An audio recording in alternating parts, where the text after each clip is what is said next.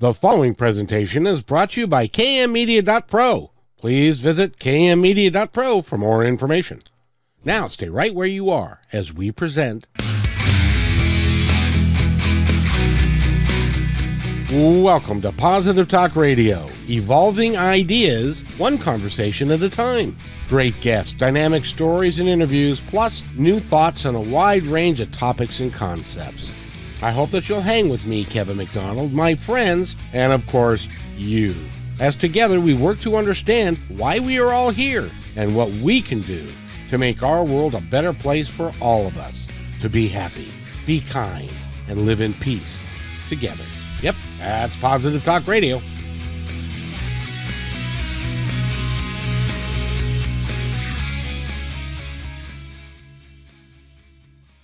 Positive Talk Radio. My name is Kevin McDonald. I'm your host. And today we've got a great show for you. Today we've got somebody who wants to change the world, really honestly, from the top down. So we're going to talk a great deal about that and his work. His name is Bill Hatch, and he's with us right now. He's a coach. He's an executive coach, and he operates in a world of ethical leadership.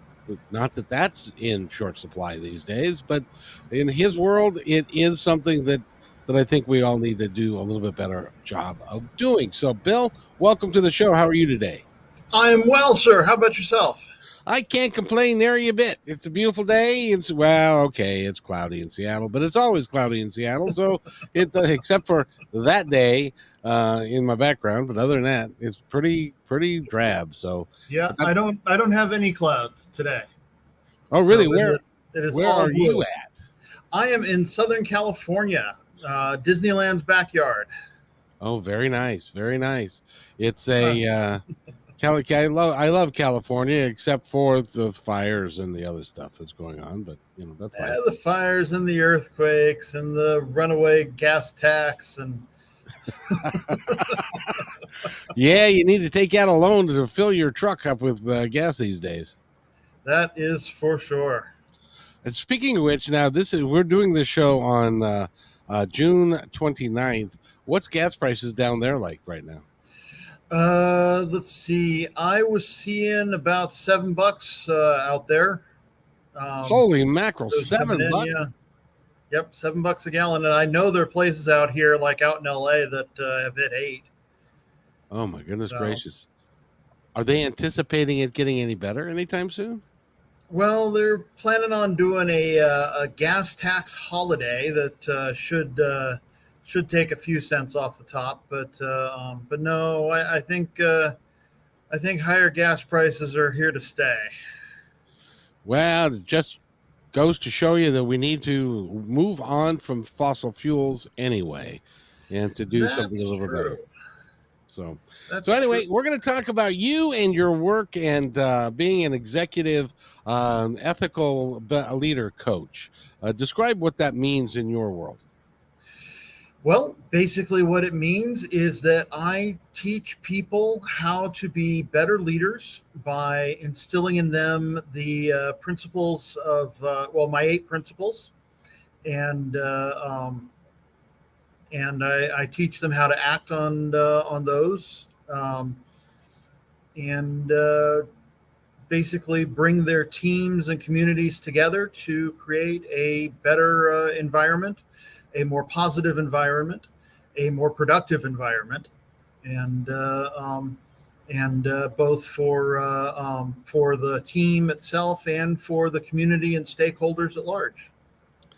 It does seem like there is got to be a better way for us to all get along, work together for the betterment of each other, the company we work for, and the planet in general. Why, in your opinion, are we not doing that now? Because doing things the right way can be hard. And that's true. We like easy. People like easy. People tend to be a little lazy when they can be, and not look at a lot of things that are really becoming important to the world at large have always been what business would call an externality. which means something that's outside of the business that doesn't directly affect the business's profitability. But that's not true, is it? Well, to an extent, it has been. Things like environmental damage or social justice. A great example or a terrible example, depending on how you want to look at it, would be cigarettes. Um, Lung cancer is not something that cigarette companies have to pay for directly, or at least they didn't, and so that was considered external to the business and not directly affecting the bottom line. So they kept plugging away, finding ways to make the cigarettes more addictive, and didn't really give two wits about what it was doing to people. That's when you look at it from that perspective. You know, the other thing that makes me crazy is that cigarette smoking. My brother died of lung cancer. Oh, I'm sorry. And me too, but he smoked his whole life. My father had he essentially died of lung cancer as well. He had surgery and that kind of stuff. But what kills me is if you go to any convenience store or any grocery store in this country, you can buy something that says on the label that this could kill you. Right. And we still allow that to be sold in, there's lots of things that we've decided that we shouldn't allow to be sold, like, I don't know, cocaine and heroin and that kind of stuff over the counter and stuff, but we allow that one because of the money involved. Yeah, bullets don't even have that kind of warning on the package. No, they don't. Now that you mention it, of course, it's been a long time since I bought a bullet, but at the same time, you're right. And it's so we live in kind of our corporate world, and our leadership is kind of screwed up in that sense, don't you think? Yeah. They're beholden to the almighty dollar, and that affects their decision-making process. Yeah, it truly does. And with stockholders and them wanting to make money for the stockholder, it's a real convoluted mess. But we want to talk about your 8 principles of how you can run a company and how you can be an ethical leader, because for some people they consider that a conflict in terms. Mm-hmm. Yeah, they do, because they're not looking at, how to put it. They're not looking at the bigger, broader picture. They're looking at they're not looking at all the stakeholders. They're looking at a very narrow picture of what they are. Let's see here. I should have brought this up before. So they're looking at the shareholders, basically, and the shareholders, of course, they are there to make a buck, and which I don't blame them for. I mean, they've invested their money, and they should get a return on that investment, but it shouldn't be at the expense of other people. It shouldn't be at the expense of the other stakeholders, the employees, the community, the families, and whomever else, and the customers. I'm a firm believer that we've kind of got it all wrong, because if we were to operate our businesses more ethically, more in line with employee satisfaction, working together to make sure everybody's getting the best outcome for themselves, so that they can become excellent at who they are and what they would choose to be, that it would actually help businesses grow, lower turnover, lower absenteeism, raise productivity, and it then becomes a real, in my mind, and I've seen it because I've been in management before, and I've operated businesses in that way, and the profitability went up, and everything seems to flow in line. Why is it that so many businesses don't seem to feel like that's all that important to them? Well, because they're difficult to measure on a balance sheet. We're back to the dollars again. How do you measure in a dollar figure an employee's satisfaction? Um, how do you? I mean, it's possible to measure it in such a way that you could say that their satisfaction has created this productivity for them and whatnot. But again, it's something that's difficult to do, and people just don't have that set up as part of their business. It's not something you can find in QuickBooks. No, that's very true. It's not available in QuickBooks. It's not, in fact, it's available in some people's books as far as operating a different way, but that really isn't the Right. mainstream way that people do it. Let's talk about your eight steps. What are those, and Well, how? the eight pillars, the eight principles, if you will, Yes. are humility, sacrifice, controlled discipline, justice, mercy, integrity, peacekeeping, and challenging the status quo. That's a complete list right there, and It is a pretty complete list. but people don't. Let's take them one by one and discuss them a little bit. What's the first one again? Humility. Oh, sure. Oh, sure. That's kind number one. No matter. No wonder that's number one on your list, because that humility for a CEO is not an easy thing to achieve. No, mostly because it's misunderstood.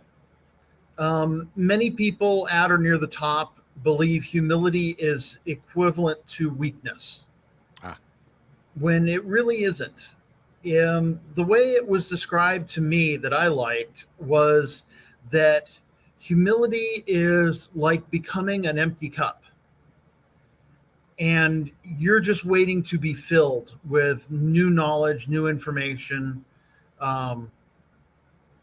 new ways of looking at things, and just being willing to take on those things, knowing that you don't know everything, understanding that you can be wrong, that it's not the end of the world, one of my favorite stories is actually a Richard Branson story. He had bought a chain of hotels, and of course, Richard Branson, one of the wealthiest people in the world, went to one of these hotels and spent 20 minutes chatting with one of the cleaning ladies, just to find out what was going on and finding out her opinion about the way things were being run and how things could be better, and giving her an opportunity to speak her mind. And then later on, she got promoted, and he still remembered who she was, in spite of the fact that she was dressed differently and in a different position at the time. And that really shows this type of humility, that it's like that the person you're talking to is the most important person at the time. Right. You're not spending time with them waiting for the general manager to get free. You're not chit-chatting with them just to pass the time. You're engaging with these people because they're important, because they are people. Yep. And I don't care who you are, unless you are a totally automated company, you are having to work with people. And Yep. People are a commodity that cannot be necessarily bought or sold. It depends upon human emotions and how they feel about the work and the company and all of that. Every time I've been, I'm sure you've been employed by many people over your lifetime. And every time I and my sons, they show me theirs, when you have a company that you go to work for, and they have this cute little pamphlet. Virtually everybody does. that says this is why this is a great company to work for. This is what we do. This is our mission. This is da da da da da da da. And then you get in and work with them, and you find out that everything that's in that pamphlet they don't necessarily bring to reality on the work floor basis. Right. Because you've also got supervisors that are involved that don't necessarily buy into what that mission statement might be. Yeah. You have to get buy-in from the top down on the mission statement, on the vision, and the value statement in particular. You need to get, and one of the best ways of doing that is to get everybody involved in creating them. The more say so somebody has, or at least believes they have, in creating the mission, vision, and value statements of a company, then the more likely they are to stick to those statements and help the company grow that way. It can be. It's really is a challenge to get, especially if you are a large company and you're even the top down. You have a philosophy that you have out there, but how do you teach executives at a high level, the CEO level, or the CFO, or whatever it is? How do you get them to filter it down through the ranks and then hold everybody accountable to that standard that you've set? Leadership by example. That would be new. Yeah, that would be. Don't try the do as I say, don't try do as I say, not as I do, but rather do what I do, and make sure that that the right behaviors are incentivized, and so that people can see that doing things the right way is the profitable way. And that in of itself, if you can sell that, you can sell anything. Yeah, that is the difficult part with it. How do in your work, when you are coaching executives and you're working with these folks, how do you present that in a positive way and get their buy-in and get them on board?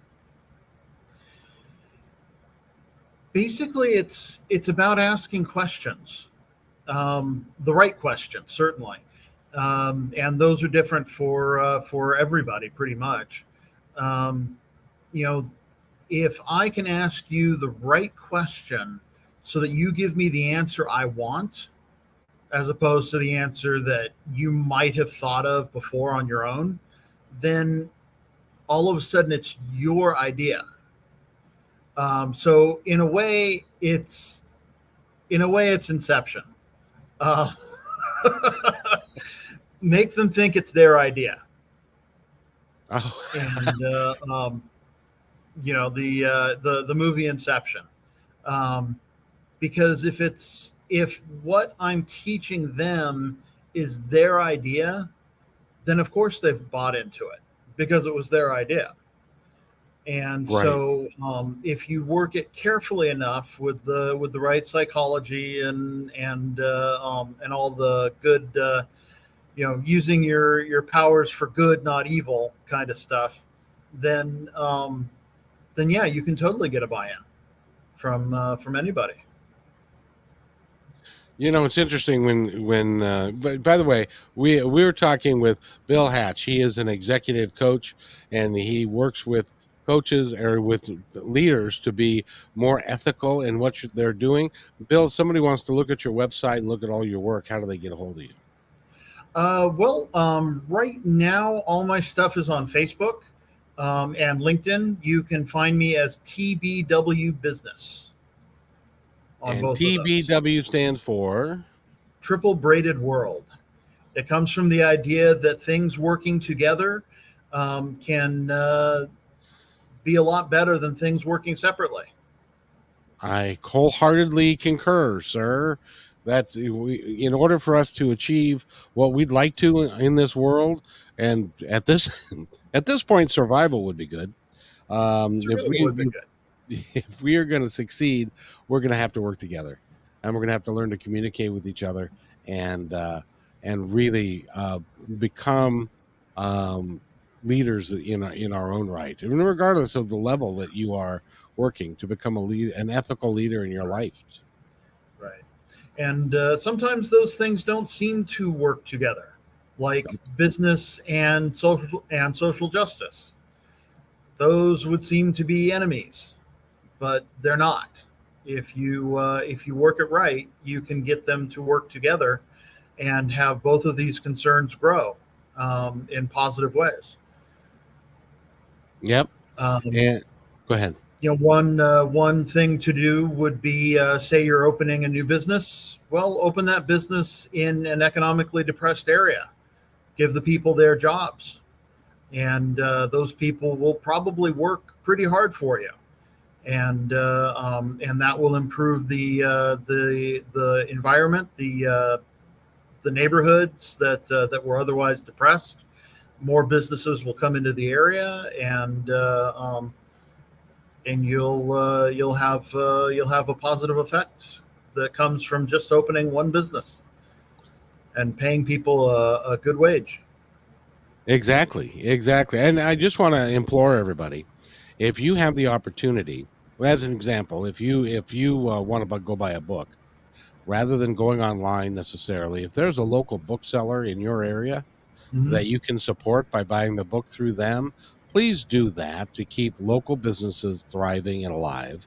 So that, because when the local businesses go away, then all you've got are the big stores, and then you have to go to work there, and um, the uh, the Walmart thing comes to mind, where because they can drive out all the small businesses, then they're in control of the wage scale, and what they pay, the benefits that they offer, and sometimes they're not as good. Right. Now there are ways to fight the big box stores through what we would call differentiation. The mom and pop store might not be able to compete with Walmart's pricing, but they can compete in other ways. They can be more knowledgeable. The kid making $15 an hour or whatever happens to be your minimum wage um, isn't going to know much about the products that he's selling or she is selling. But you go to the mom and pop store where that's all they do. Of course, they're going to know that. The employees at Ace Hardwares tend to know more about hardware than the employees at a store like Home Depot does. Not to bash any particular business, um, but I've shopped at both. But yeah, you get local businesses, even if they're franchise businesses, knowing a little bit more about what it is they do because they're specialists. Um, Customer service is a great way to make yourself stand out. Um, Hand holding the customer through the buying process and afterwards. There's a saying in business: the fortune's in the follow up. Yep. And even if your customer's already bought something from you, well, you want to still follow up with that person because you don't know what's going to happen tomorrow. Perhaps that customer of yours is going to refer their friends to you. Perhaps they're going to come back and buy another item from you. Um, Actually, funniest referral story I've got. I was selling cars. I was an internet and fleet manager, and one of my jobs was to take care of people that had the employee discounts, employee pricing for the cars. And had a lady called in and told me what she was looking for and what company she worked for, and I said, okay, that's great. We happen to have a couple of models that fit what you're talking about, and I'm talking with her and helping her out and telling her, yeah, let's set an appointment. You can come over at your leisure and get everything figured out, and just treating her as well as I possibly can. And she was very appreciative because how most people feel about buying cars. And then about an hour later, her friend called and said, yes, we'll call her Lauren. Lauren said you treated her really well in her car buying process, and that she's going to be coming in later today. I was wondering if you could help me too. And so we spoke shortly and briefly, and found out what she was looking for, and we happened to have that too, and got her pricing all set up, and everything was good to go. She came in and bought before the lady who referred her. That's a great story right there. And Yeah. at the end of the day, regardless of what the business you're in, it is still a relationship business. Yes. You develop a relationship, and it's a sales business. Everything that you do is sales in the end. You're selling something no matter what it is you're doing. I have a lot of musician friends, and they kind of balk at that statement, but in the end, they can't argue against it because they're trying to sell their music to someone, and trying to get fans and get those fans to buy their music, and they have to learn that there is a sales process that works, and that it's not taking advantage of people if you treat them right and get them what they actually want. I mean, if in the end they don't like punk rock music, then you're not going to sell them your punk rock music. You'll sell them on something else. But Yep. but yeah, you treat everybody right, and in the end, they'll do right by you. Yeah, generally speaking, that can work, but there are some business models in sales specifically that set it up Yes. so that that the opposite is true. Right. Let me give you an example. I was in the food sales business for a long time, Okay. and I was a district sales manager, had 11 reports and that sort of thing. But the way it works in that business, I'll just share with everybody just real quick. The way it works is that essentially you're buying the product from the company. So they've got a list price. Say it's a 30-pound bag of French fries. Okay, so they've got a list price of like $12. That's how much that's the minimum you can go. Now, when you charge $15 for that or $18 for that, you get 25% of the overage of that. So, like, to make it easier, if you sold it for if you sold it for $13 and it was $12, you get a quarter for every bag of French fries that you sell. And so what ends up happening is, because you've got large restaurant customers, that you've got 3 or 4 food companies that are in there, and then you've got your mom and pop.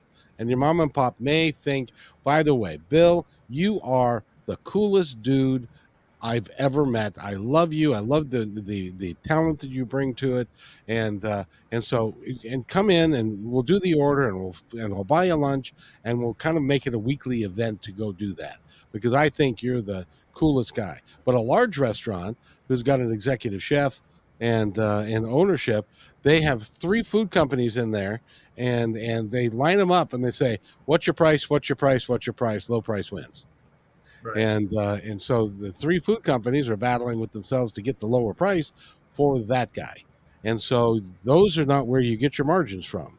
Where you get your margins from is the mom and pop who think the world of you. They would not hear of having another food company in there. You're providing them with everything, and then you have to raise your margins on them in order to make a living.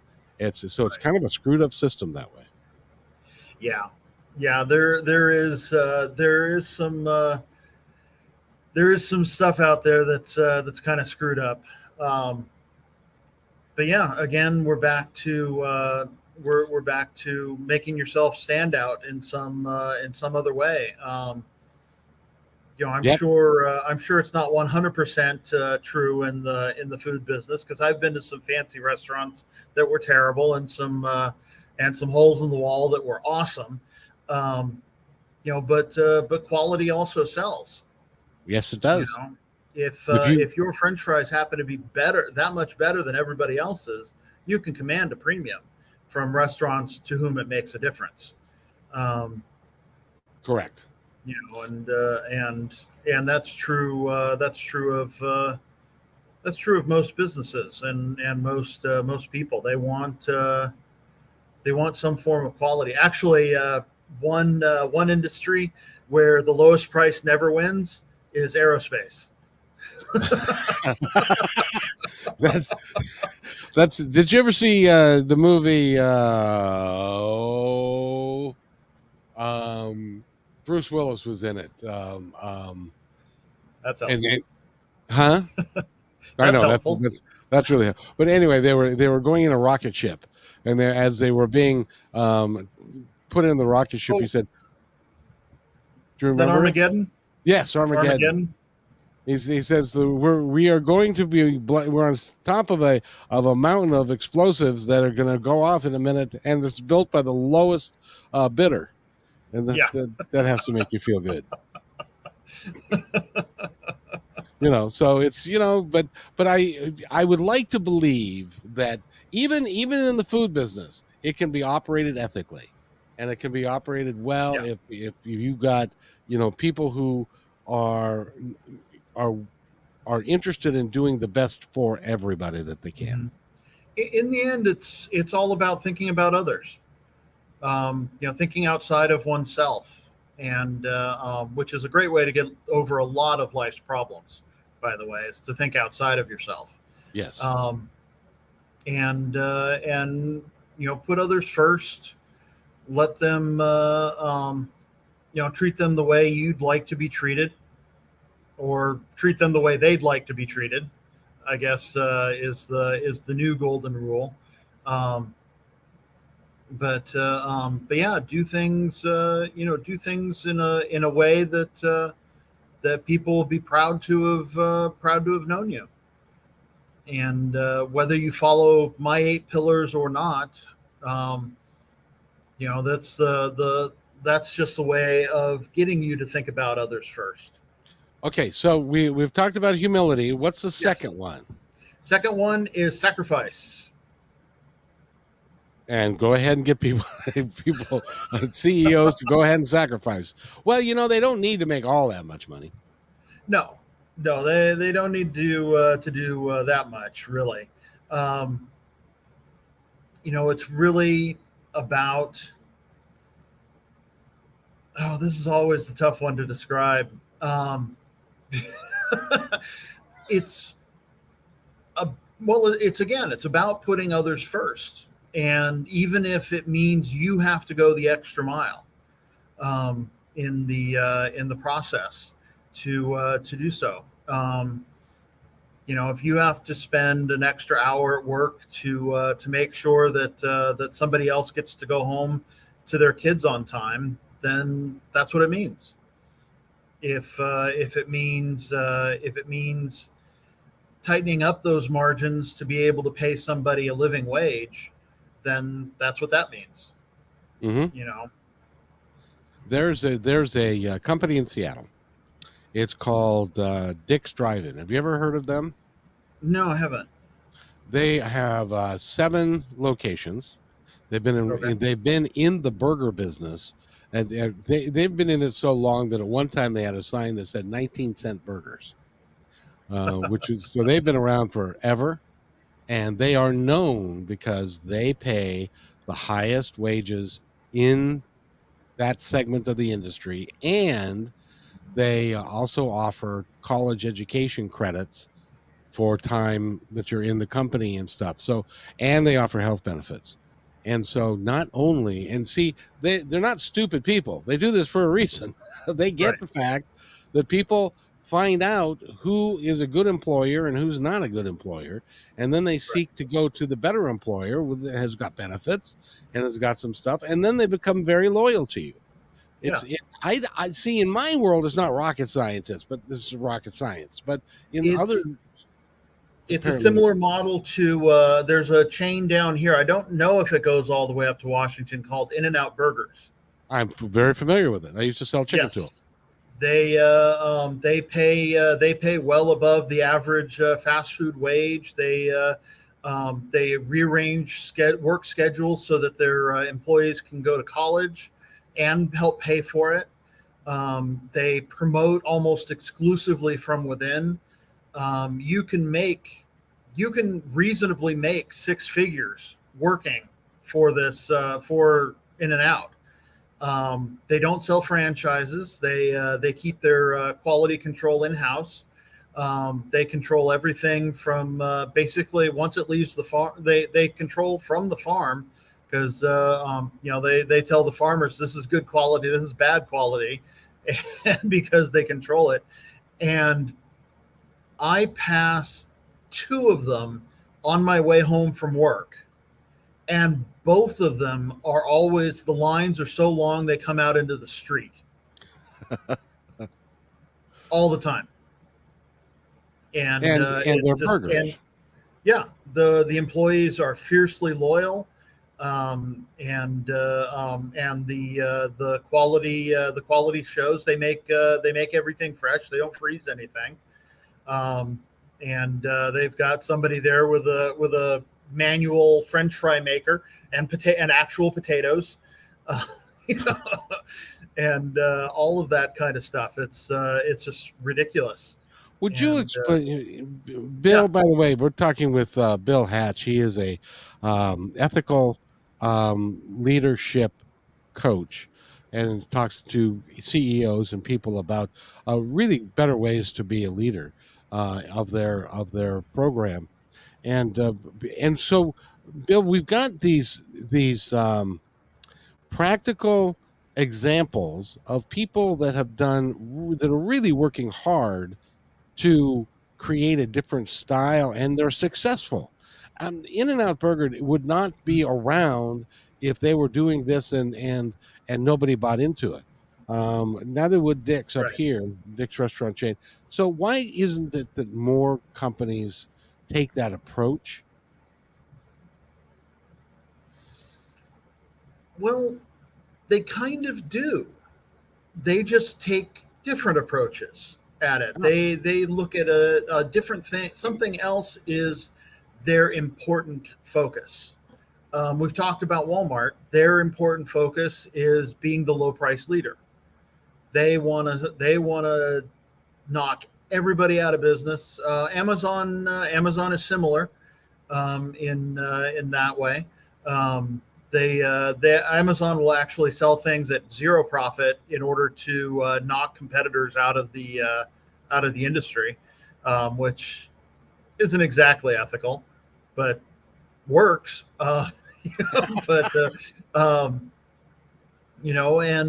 some go completely the other end. They want to be the luxury leader, and in a sense, be the high price leader. Be exclusive and not be something that everybody can afford. What's a good example of that?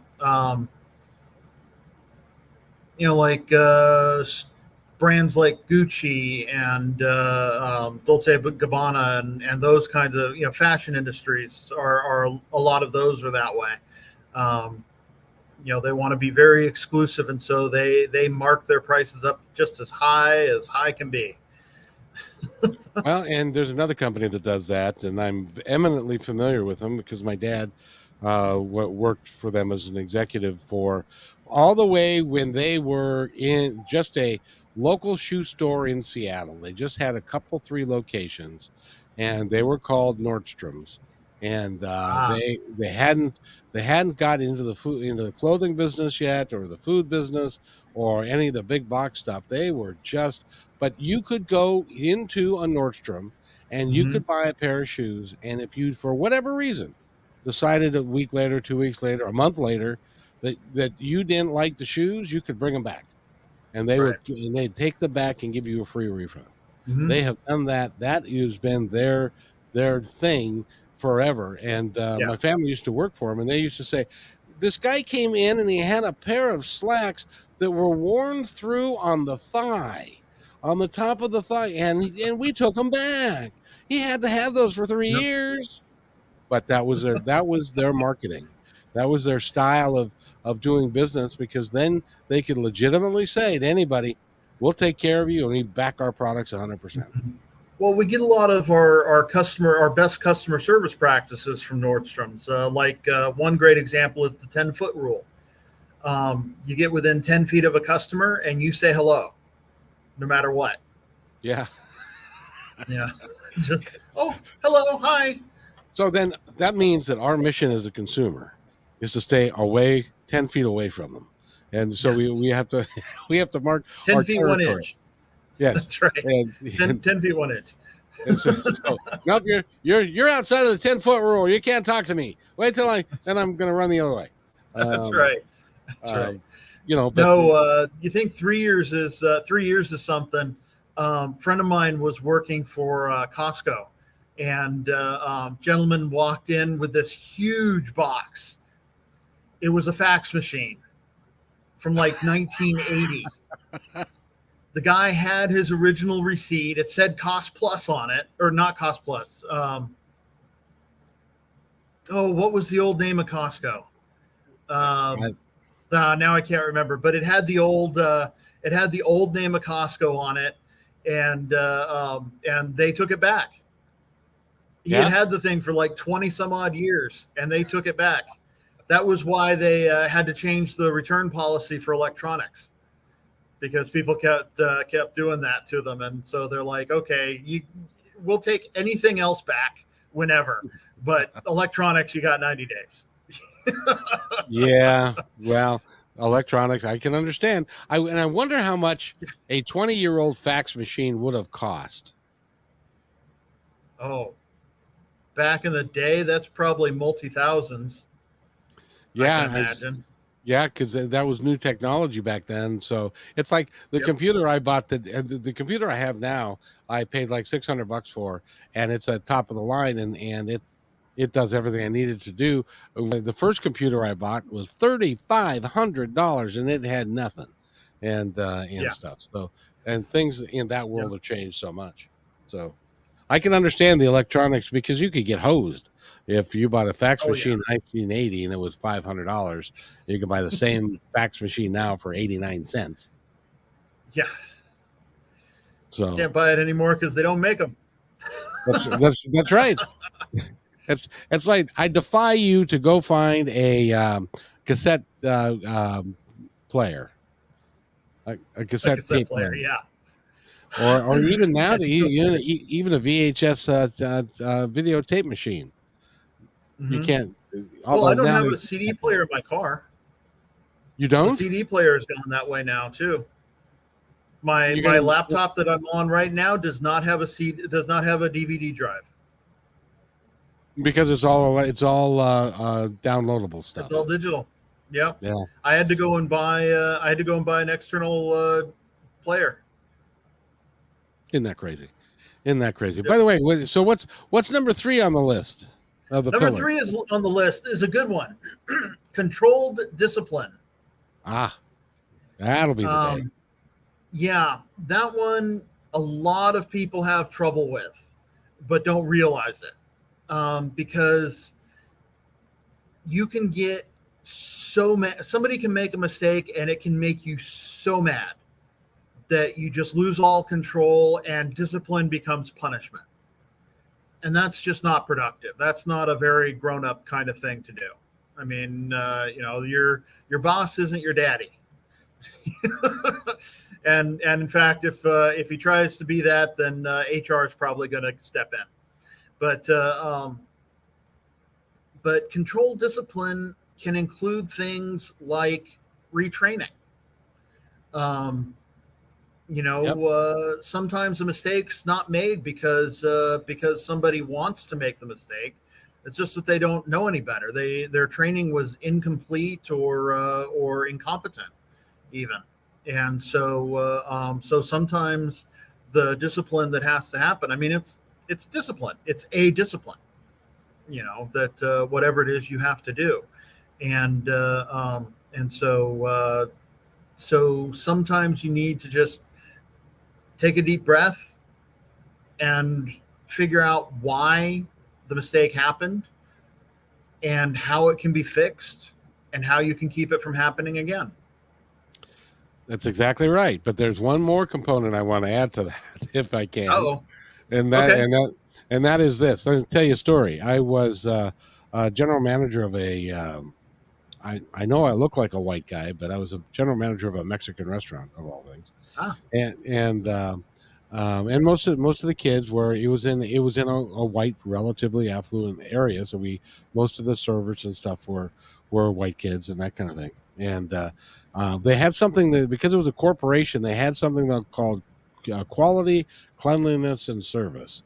And they had secret shoppers come in, okay. and a secret shopper came in and raided one of our younger people that hadn't been doing it very long, and those things, they go up to corporate, then they go to the district manager, and the district manager then sends them to you, and then you get to have they have a contact with, or a conversation with the district manager, who then turns around and has it with you, and it's not very good, because we all get judged and our bonuses are based upon our Right.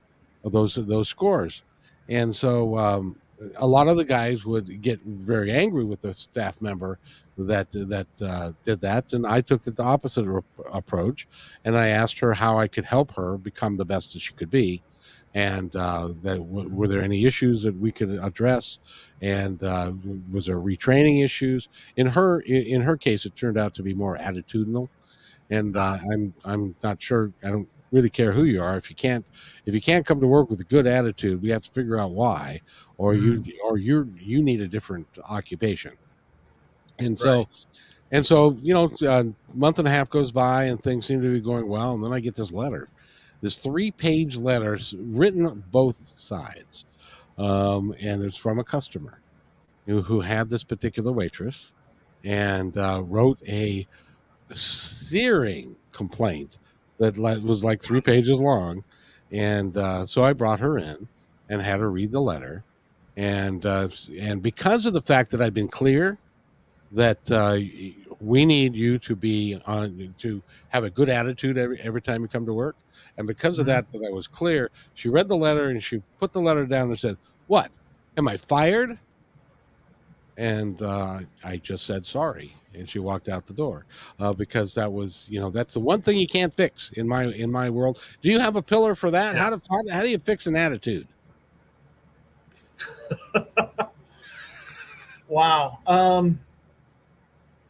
That's just one you have to, it's like you have to just keep working with, or let go. Yeah. You can't fix everything. Well, it's funny. Bill, I was in charge of people, and I fired people, Hmm. and that it was not the right fit for them, and that's when I said it wasn't a matter of uh, of hatred or dislike. It was a matter of, this job ain't right for you, and I want Right. you to go out and find something that is. I've had several people that I've seen after that event. They went and found another job and stuff, and they would come back to me, and some of them actually even shook. There weren't many, but a couple of them actually shook my hand and said, "Thank you. Yeah. I fucking hated that job, but I did it because I needed the job, and so you forced me to go, and now the job I have, I love." So it Yeah. worked out for everybody. So Yeah, and sometimes you have to get people. You have to push people off the ledge to do it, because the baby bird's not going to leave the nest if they're comfortable and you leave them alone. And sometimes you just have to give them a push to get them started, and sometimes firing them is that push. Um, there are a bunch of things that can happen that people take jobs they don't like for a variety of reasons, and they will keep them for a variety of reasons. But yeah, and sometimes you got to do something. Today, one of the things that's going on, that's getting people out of their comfort zones and kicking them out of low paying miserable jobs, is self service checkout. I had one friend who refused to use it because she didn't like the idea that people would get fired because of a machine. But it turns out that the people who are getting fired aren't really happy with that job in that job anyway. Of course. They're not reaching their maximum potential, and they could be doing so much more in this world. And but they have a job and they're comfortable, and so new technology comes along and gets them fired. So they have to go back to school. They have to go out and find that better job, and it makes their lives better for it. Yep. Yep. And it's just you're right, just a matter of pushing somebody off the ledge, Yep. and getting them moving and getting them motivated. So it is great fun talking to you, Bill, and we'll have to have you on to talk about more employee and employer relation stuff. But Sure. now when you're working with executives and leadership and ethical leadership, how do you approach them? Are you able to make contact with some of these guys? Well, a lot of the times they're referred to me by people who know them, because I send out feelers to people and tell them the watchwords to look out for. You know, I don't go out and say, "Hey, you need to be an ethical leader." I go out looking for people who are having high turnover problems, Gotcha. or low productivity problems. Um, Job satisfaction issues, workplace stress is another good one. And basically, I look at the problems that need to be solved as opposed to the solution I have, and people tend to relate pretty well to that. I'll bet you that there's, because a lot of companies these days are doing annual surveys of Mm-hmm. employees, and they're supposed to be anonymous, and then you're supposed to give a actual depiction of what the companies actually like to work with. I would be a bit surprised if right after they assemble those results, you get a call. Sometimes, because those are the guys that are oh, I didn't even realize we had a problem. Maybe we should go get some help in this area. Yeah, for sure. And hoping to get some of that this next month. I have a series of introductory workshops coming up at the end of the month, up in about halfway between the two of us, up in Grass Valley, just outside of Sacramento, and going to be doing leadership seminars for groups, and team building exercises in glasswork. Oh, cool. So how does somebody get in touch with you about that? Well, they can contact me either on LinkedIn as Bill Hatch, or on Facebook. You can find me over there. The TBW business is, like I said, is a good one. And I will send you the link to the Eventbrite, and we can have a chat about it and see if it's a good fit for your team.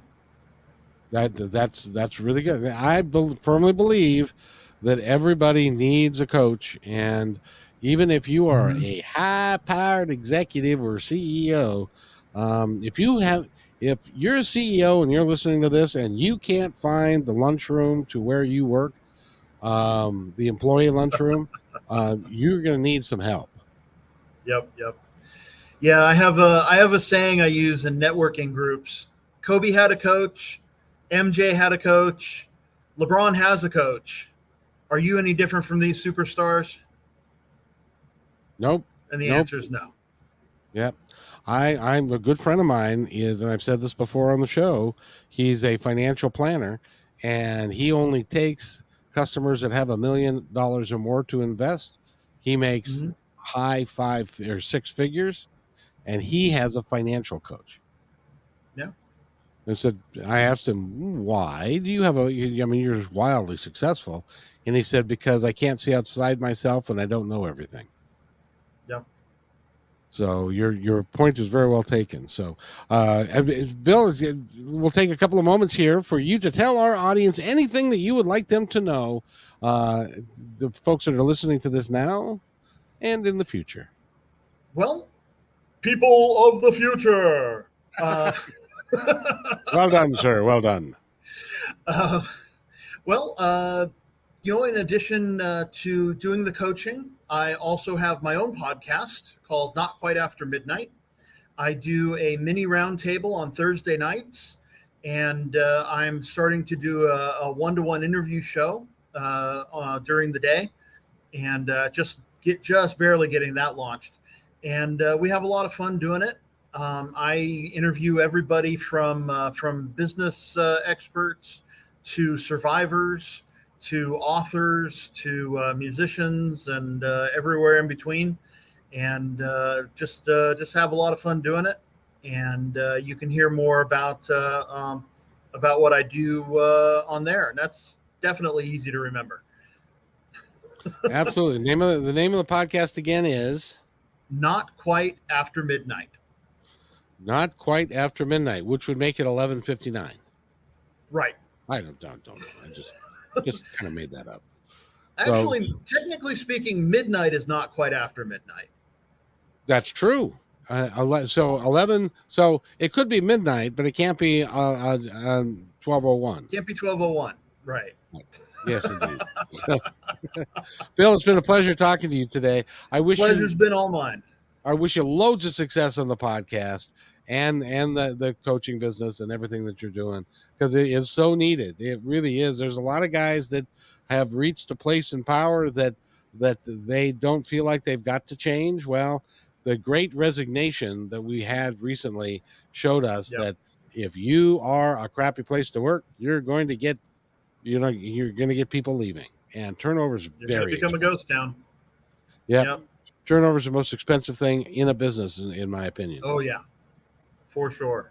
I used to tell folks that worked with me, I said, we need to take care of our key employees, because if we have a key employee leave, somebody that we value tremendously, it's going to take us five hires to replace that individual. Yep. And I don't know if that number's, in my world, that number was actually kind of low, because sometimes you'll never replace them. But right. But in any event, Bill Hatch has been our guest, and I want to thank him for being here. And again, go on Facebook and go to TBW. And what's the last word? Business.